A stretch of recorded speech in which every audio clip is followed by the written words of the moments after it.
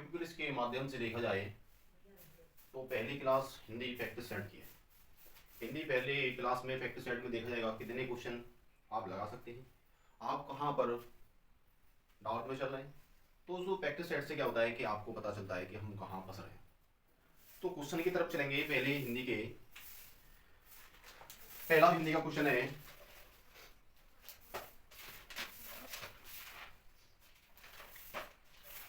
हिंदी का पहला क्वेश्चन मजेदारी से होने वाला है। देखिए, चतुर का विलोम बताइए। चतुर का विलोम, आप अपना टेस्ट देखते चलना है। आप 38 क्वेश्चनों में से कितने क्वेश्चन कर सकते हैं। देखिए, चतुर का विलोम क्या होगा। चतुर माने होता है चालाक, और चतुर का विलोम हो जाएगा मूड। ठीक है, मूड। चतुर का विलोम क्या हो जाएगा, सीधा मूड होता है। अगला क्वेश्चन, गति शब्द के समानार्थी बताइए। गति शब्द के समानार्थी शब्द हैं।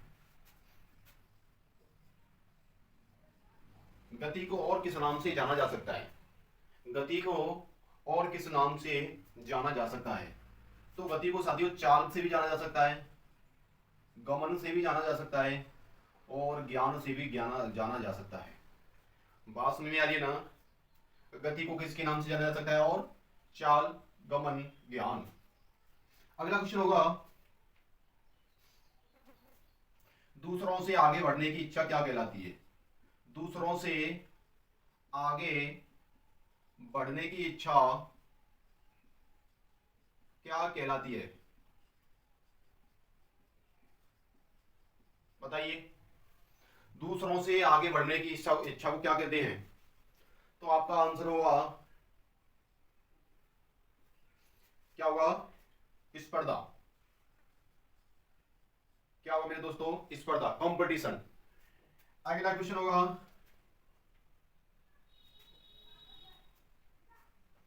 सूर्य,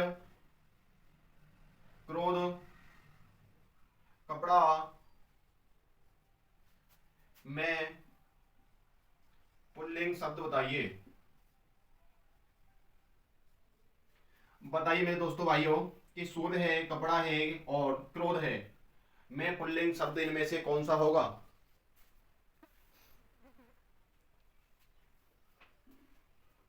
तो सूर्य को हम बोलेंगे कि सूर्य, एक इसमें पुल्लिंग की भावना पैदा हो रही है। क्रोध को बोला तो ये भी पुल्लिंग की भावना पैदा हो रही है। कपड़े को बोला ये भी पुल्लिंग की भावना पैदा कर रहा है। तो मतलब कि ये तीनों क्या होंगे, पुल्लिंग होंगे। ठीक है, तीनों क्या होंगे, पुल्लिंग शब्द है।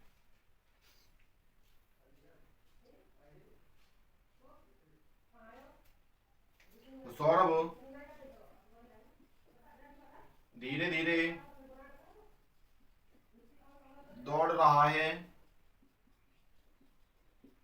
इसमें धीरे धीरे क्या है।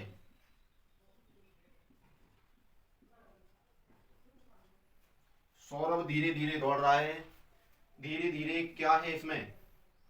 तो मेरे दोस्तों, सौरभ, इसे छोड़ लें थोड़ी सी के लिए, इसे छिपा लें थोड़े समय के लिए, तो बोलेंगे सौरभ दौड़ रहा है। तो दौड़ तो रहा है वो, परंतु कैसे दौड़ रहा है, वो धीरे धीरे दौड़ रहा है। क्रिया की विशेषता बता रहा है वो। तो ये हो गया क्रिया विशेषण। जो क्रिया की विशेषता बताए उसे क्रिया विशेषण कहते हैं।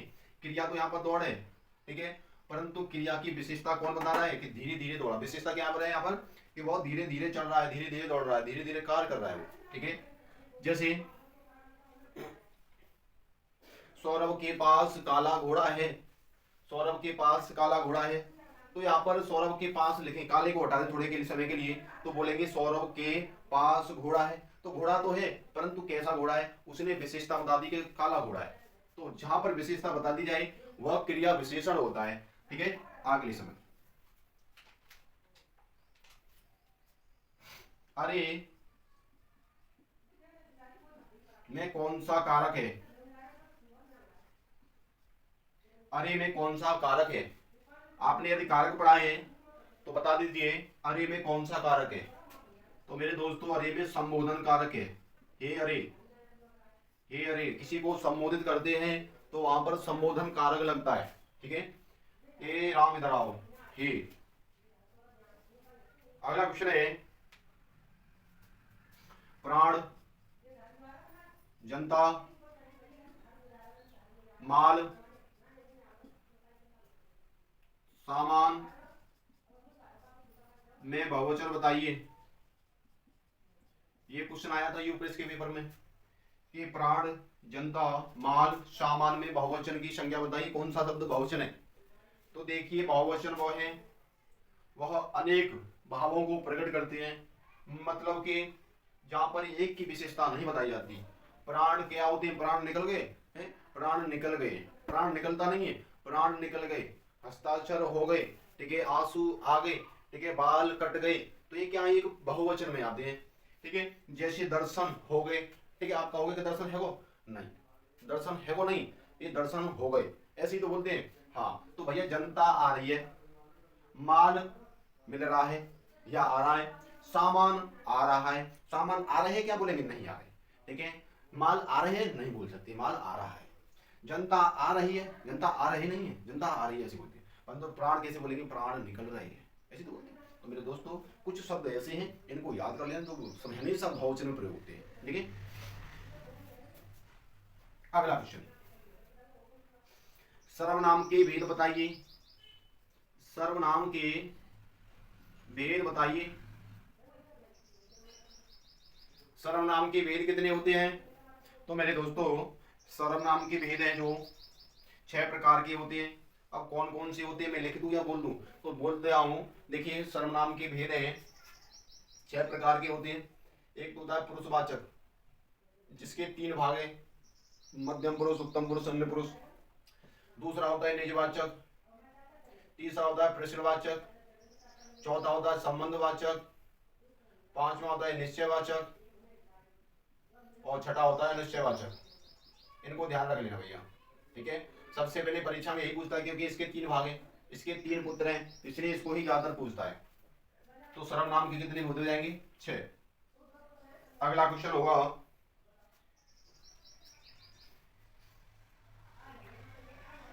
पुराना, उत्तरी, अस्वस्थ और कसेला में कालवाचक विशेषण बताइए।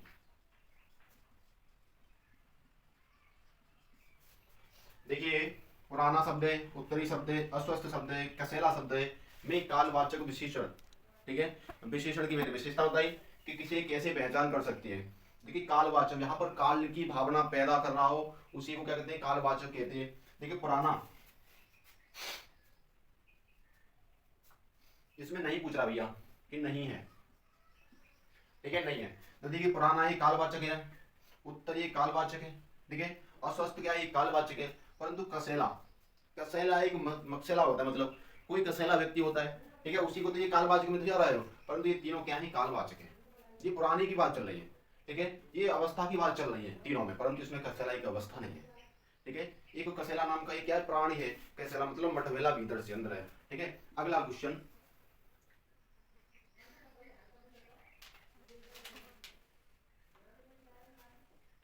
लेख लिखा गया, लेख लिखा गया, लेख लिखा गया में वाच्य बताइए। वाच्य क्या होगा, लेख लिखा गया में वाच्य बताइए।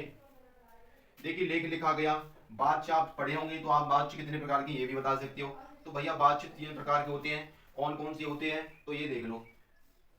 पहला होता है कर्मवाच्य, दूसरा होता है कृतवाच्य और तीसरा होता है भाववाच्य।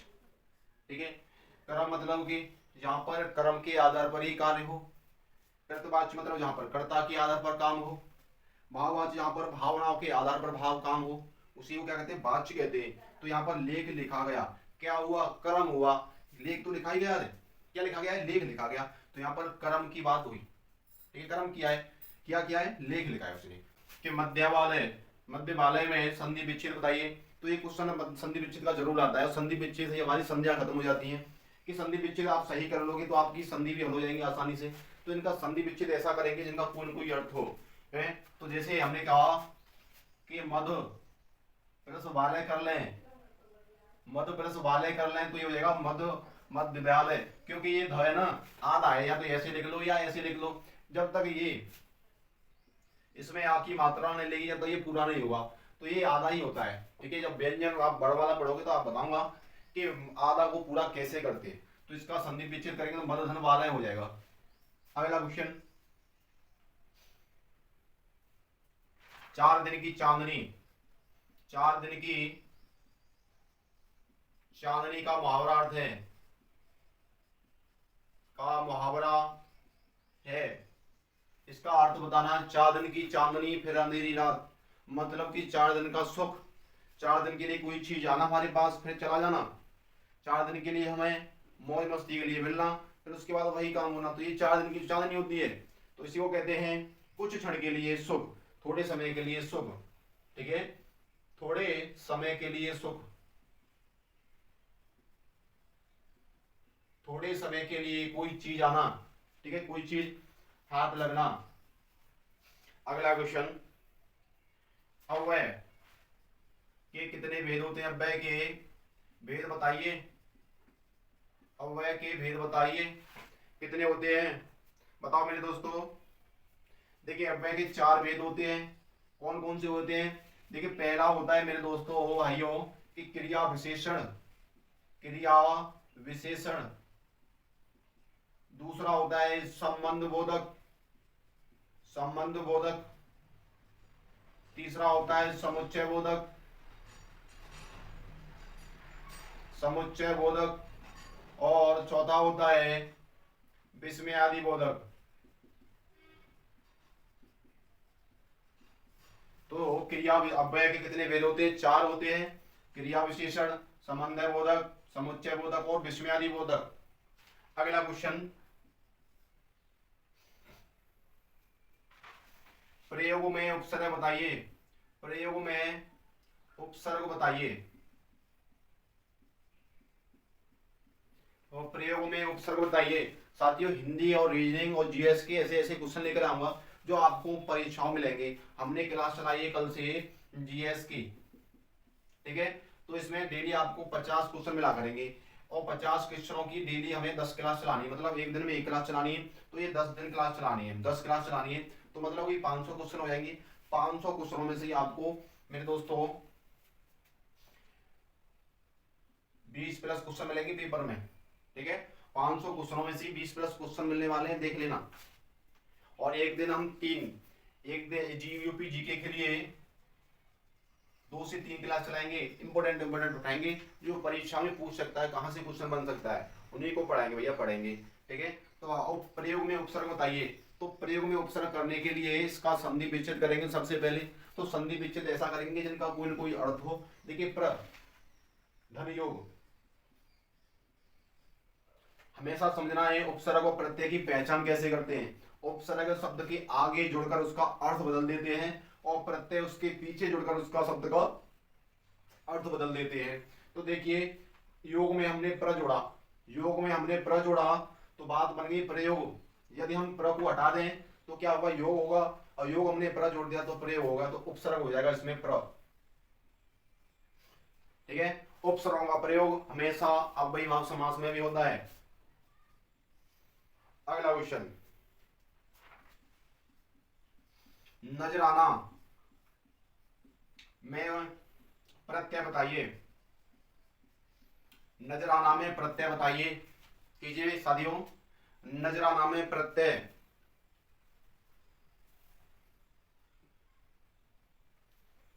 नजराना में प्रत्यय बताइए। नजराना का संधि विच्छेद करेंगे तो नजर प्लस आना हो जाएगा, नजर प्लस आना, तो इसको मिलाकर लिखेंगे तो नजराना बन जाएगा। हमने बताया प्रत्यय हमेशा शब्द के पीछे लगकर ही उसका अर्थ बदल देते हैं, तो हमने ये जोड़ा, अलग हुआ, नजर में आना जोड़ दिया तो नजराना बन गया।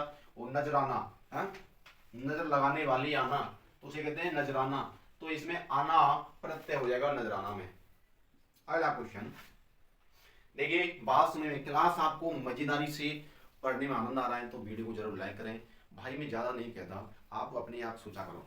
क्योंकि आप यदि सपोर्ट नहीं करेंगे हमें तो हम कैसे अगली वीडियो के माध्यम से आपको बताएंगे, कैसे अगली वीडियो के माध्यम से आपके लिए टॉप क्वेश्चन लेकर आएंगे।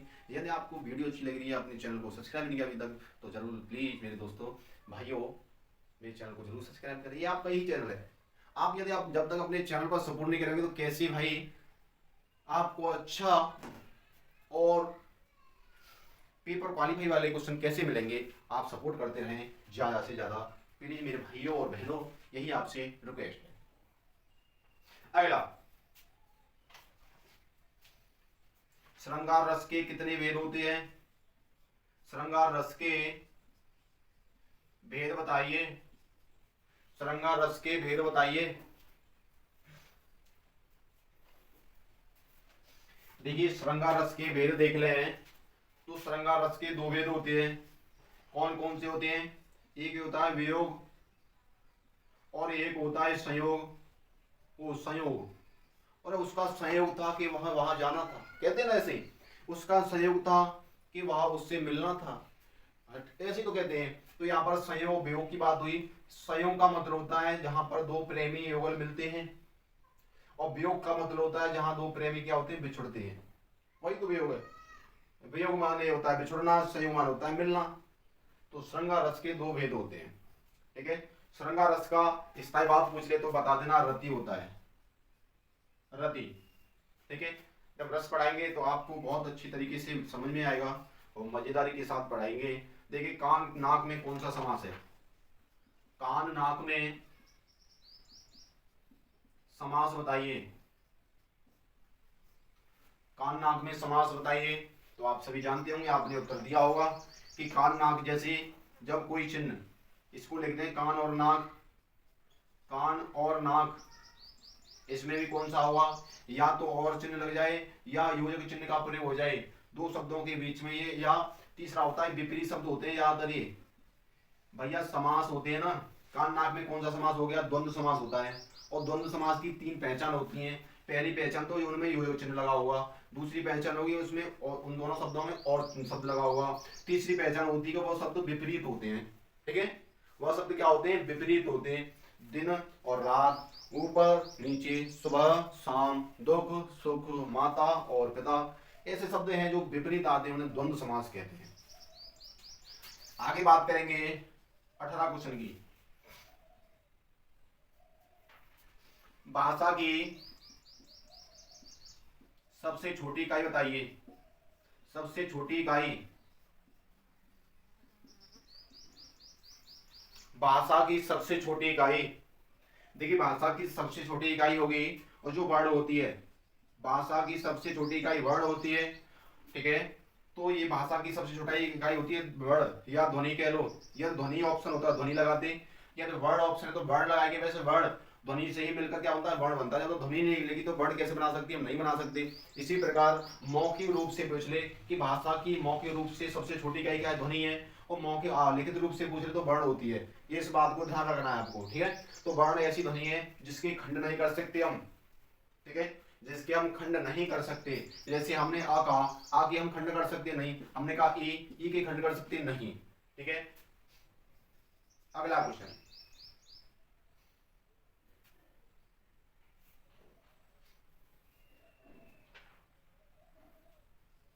ऊष्म व्यंजन कितने होते हैं? ऊष्म व्यंजन कितने होते हैं? आप सभी का आंसर आ चुका होगा कि इनकी संख्या भैया 4 होती है। कौन कौन से होते हैं बताइएगा। तो स और ह, सीटी भाषा, सासवाल, पिछली भाषा और हाहर, ऐसे तो बोलते हैं इनको। हाँ, ऊष्म व्यंजन जो हवा के साथ निकलते हैं उन्हीं को हम ऊष्म व्यंजन कहते हैं। और आपसे पूछ ले कि कुल वर्णों की संख्या कितनी तो वर्णमाला में, तो भैया बता देना कि कुल वर्णों की संख्या 52 होती है, ठीक है। कितनी होती है? 52। अगला क्वेश्चन,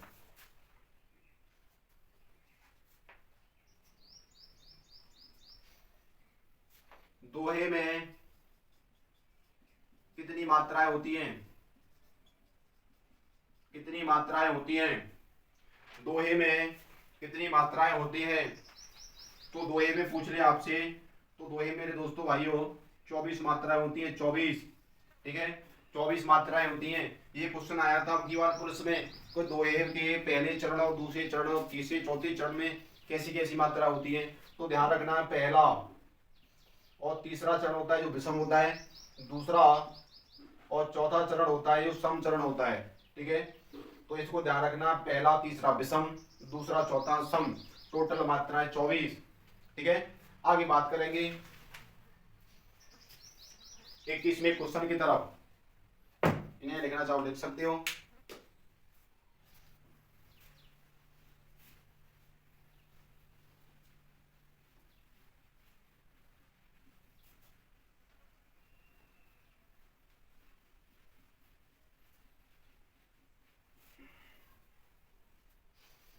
चलिए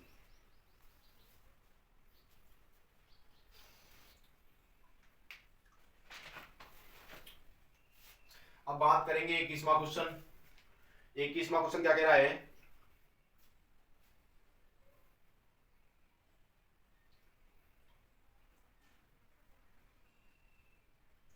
क्रिया का रूप किसके अनुसार बदलता है, किसके अनुसार बदलता है। बताइए क्रिया का रूप है जो किसके अनुसार बदलता है। तो भैया ये वचन, लिंग और पुरुष सभी के साथ बदल सकता है। ठीक है, क्रिया वचन के आधार पर भी बदल सकती है, क्रिया लिंग के आधार पर भी बदल सकती है, क्रिया है जो पुरुष के आधार पर भी बदल सकती है। अगला क्वेश्चन, काल के कितने भेद होते हैं, काल के भेद बताइए। ठीक है, काल के भेद बताइए। आपका आंसर आ चुका होगा मुझे उम्मीद है। देखिए काल के 3 भेद होते हैं। कौन कौन से भेद होते हैं मेरे तो भाइयों, तो एक होता है वर्तमान काल, दूसरा होता है भूतकाल और तीसरा होता है भविष्यकाल। ठीक है, 3 प्रकार के काल होते हैं, वर्तमान काल, भूतकाल, भविष्यकाल। इनकी डिटेल जब हम स्पेशल काल को पढ़ाएंगे जब बताएंगे पूरी तरह से। ठीक है, अगला क्वेश्चन,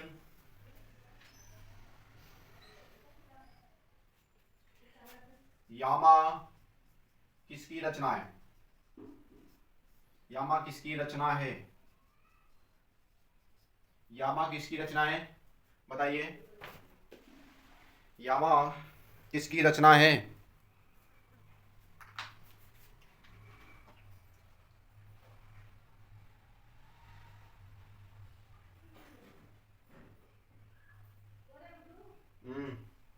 हाँ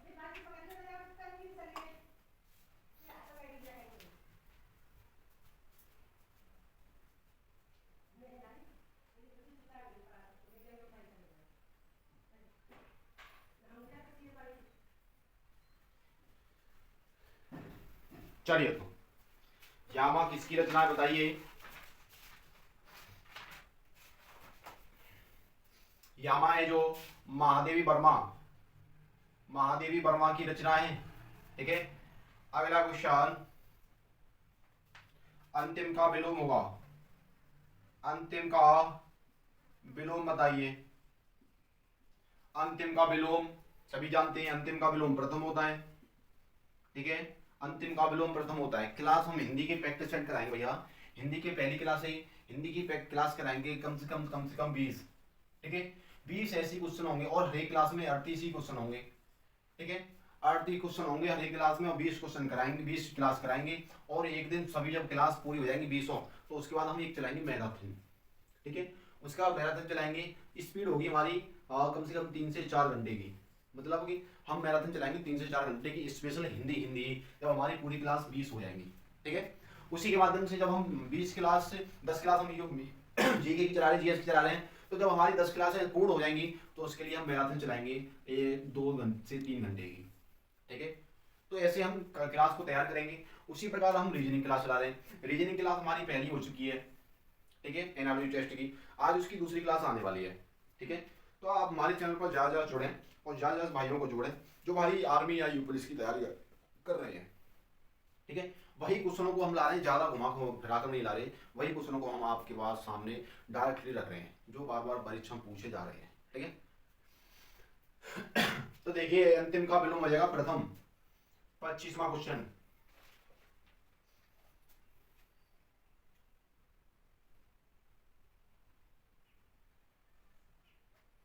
जिसका जन्म निम्न वर्ग में, निम्न वर्ग या वर्ण में हुआ हो, उसे क्या बोलते हैं मेरे भाइयों? जिसका जन्म निम्न निम्न निम्न वर्ण में हुआ हो तो उसे कहते हैं अछूत। ठीक है, उसे क्या कहते हैं? अछूत कहते हैं। आगे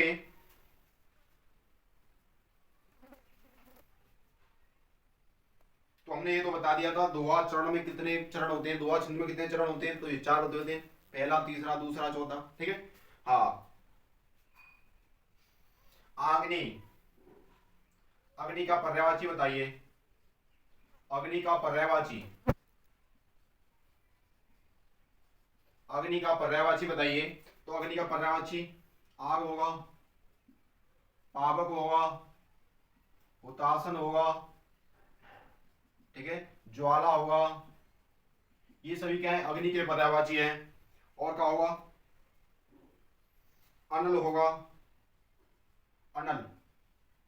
और ये भैया हो गए सभी। ठीक है, ये होते हैं अग्नि के पर्यायवाची। बताइए तो आप बता देना, आग होता है, पावक होता है, हुतासन होता है, ज्वाला होता है, अनल होता है। अग्नि का पर्यायवाची की बात पेपर में आया था, यदि आपने पेपर देखे हो तो। ठीक है, अगला क्वेश्चन से 27 क्वेश्चन है।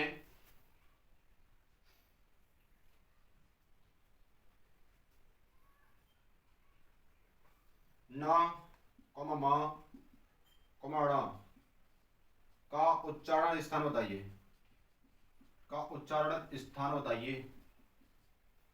न मण का उच्चारण स्थान, और तो मेरे साथियों न मण का स्थान हो जाएगा नासिक।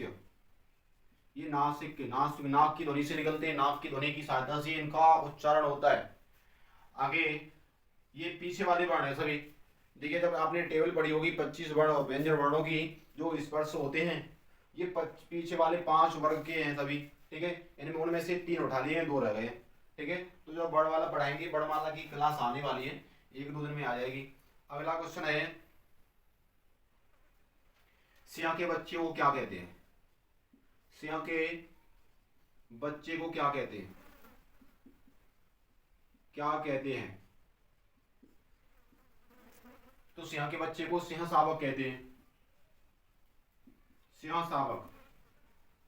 ठीक है, शावक माने होता है बच्चा, और सिंह माने सिंह का बच्चा। ठीक है, किसका बच्चा? सिंह का बच्चा। 29वां, कैंची शब्द है जो, कैंची शब्द किस भाषा का शब्द है? किस भाषा का शब्द है? कैंची शब्द है किस भाषा का शब्द है? तो भैया ये तुर्की भाषा का शब्द है। कौन सी भाषा का शब्द है? तुर्की भाषा का शब्द। आप जो क्वेश्चन आप पर नहीं आ रहे, आप थोड़े से डाउट में चल रहे हो, असमंजस में चल रहे हो, तो उन क्वेश्चनों को अपनी डायरी नोटबुक में लिखा करें। ठीक है, जिससे आगे आपकी तैयारी अच्छी से हो सके, उन पर आप काम कर सको। फैक्ट सेट का मतलब यही होता है कि फैक्ट सेट लगाने से आपको ये पता चल जाता है कि हम कहाँ फंस रहे हैं। ठीक है, हमारी गाड़ी के पहिए कहाँ फंस रहे हैं, हम वहीं पर कार्य करेंगे फिर। ठीक है, वहीं उसी गड्ढे में हम क्या करेंगे? कंकड़ मट्टी डालने का कार्य करेंगे। मतलब वहीं पर हम अपनी पढ़ाई को ज्यादा फोकस करेंगे। कंकड़ मिट्टी का मतलब ये होता है। ठीक है, ये मत समझना कंकड़ मिट्टी डाल दे तो ऊंची लेवल अच्छी चल जाएगी, ऐसा कुछ नहीं है। ठीक है, उसका उदाहरण दिया मैंने भैया। आगे बात करेंगे।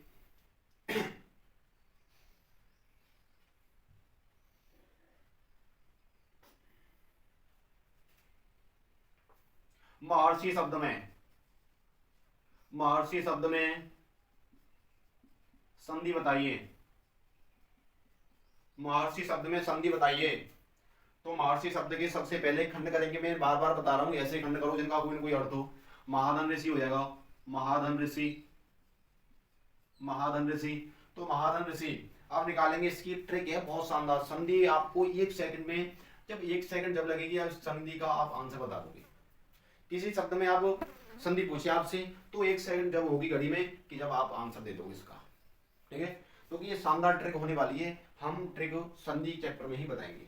देखिए, महा, अ और राजसी, ठीक है।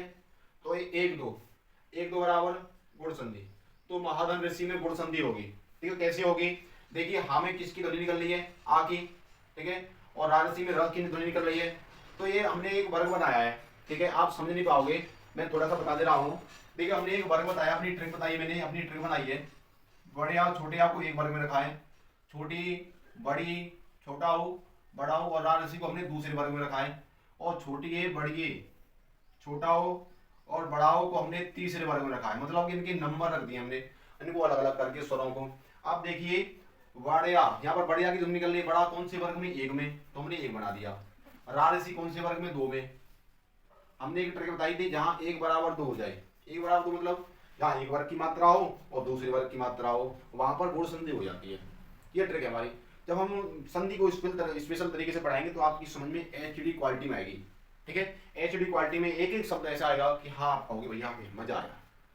ठीक है, तो देखिए महर्षि शब्द में संधि हो जाएगी गुण संधि। एक ना एन को लिखना चाहो तो लिख सकते, फिर आगे चलते हैं।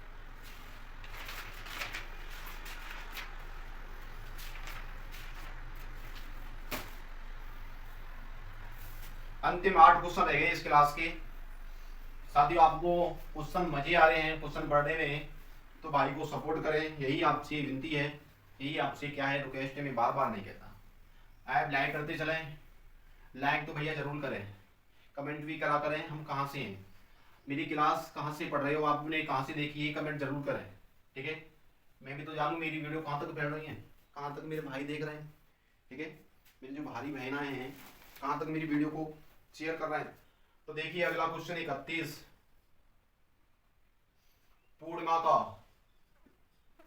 पूर्णिमा का विपरीत होगा या विलोम कह लो। पूर्णिमा शब्द का विलोम बताइए। तो पूर्णिमा शब्द का विलोम सभी जानते होंगे, अमावस्या होती है। ठीक है, पूर्णिमा वाले दिन चंद्र ग्रहण होता है, अमावस्या वाले दिन क्या होता है? सूर्य ग्रहण होता है। परंतु यह हरेक कंडीशन सूर्य ग्रहण और चंद्र ग्रहण की हरेक पूर्णिमा अमावस्या वाले दिन नहीं बनती। ठीक है, अगला क्वेश्चन, हिंदी भाषा में कौन सी ध्वनि स्वतंत्र रूप से बोली जाती है?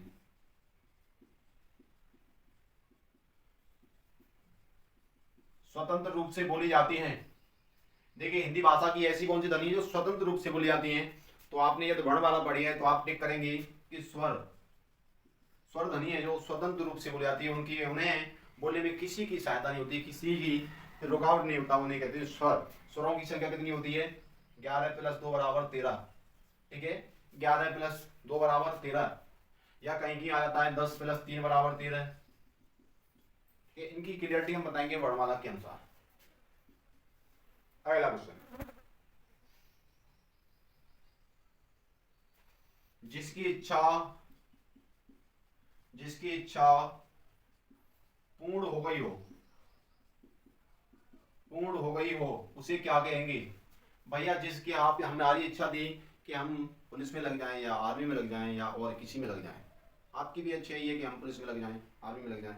ठीक है, तो यार आपकी इच्छा पूर्ण हो गई तो आप उसे क्या कहेंगे? आपको क्या कहेंगे? तृप्त कहेंगे। क्या कह देंगे? तृप्त कह देंगे। आपकी आत्मा क्या हुई? तृप्त हो गई, पूर्ण हो गई। अगला क्वेश्चन,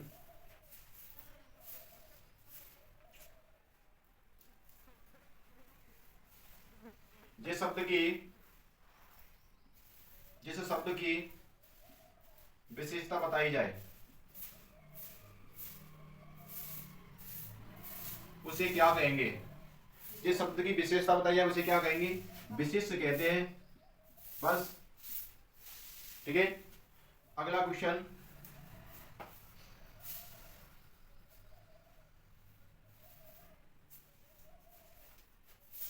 सोना शब्द का पर्यायवाची होगा। सोना शब्द का पर्यायवाची शब्द है, तो सोना माने होता है सोना, स्वर्ण, तो स्वर्ण माने होता है रजत। ठीक है, और रजत, सोना शब्द का पर्यायवाची रजत भी होता है। ठीक है, और रजत भी होता है। 36 क्वेश्चन, कि सर्वोदय का संधि विच्छेद बताइए। सर्वोदय का संधि विच्छेद सर्वोदय का संधि विच्छेद बताइए। तो सर्वोदय का संधि विच्छेद ऐसा करेंगे, सर्वधन उदय, सर्वधन उदय, सर्वधन उदय, ठीक है, सर्वधन उदय, हाँ सर्वधन उदय, सर्वधन उदय उसे कहते हैं सर्वोदय, ठीक है, सर्वधन उदय बराबर सर्वोदय। इस वीडियो का अंतिम क्वेश्चन, आत्मनिर्भर में, आत्मनिर्भर में समास होगा, आत्मनिर्भर में समास होगा, आत्मनिर्भर में समास होगा, बताइए।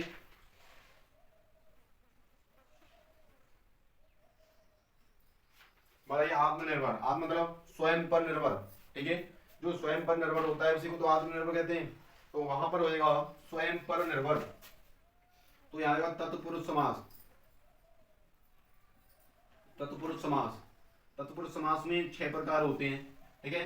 तो आत्मनिर्भर, स्वयं पर निर्भर, ठीक है, तो यहाँ पर लग रहा है स्वयं पर निर्भर, तो जहां पर कारक चिन्ह लग जाए, कारक चिन्ह लग जाए, कारक चिन्ह तत्पुरुष समास में 6 प्रकार से प्रयोग होते हैं, यहाँ पर लग रहा है, ठीक है, कारक चिन्ह, तो यहाँ पर हो गया तत्पुरुष समास, स्वयं पर निर्भर। तो साथियों आपको वीडियो अच्छी लगी हो दबाकर शेयर करें, लाइक करें और कमेंट भी करा करें।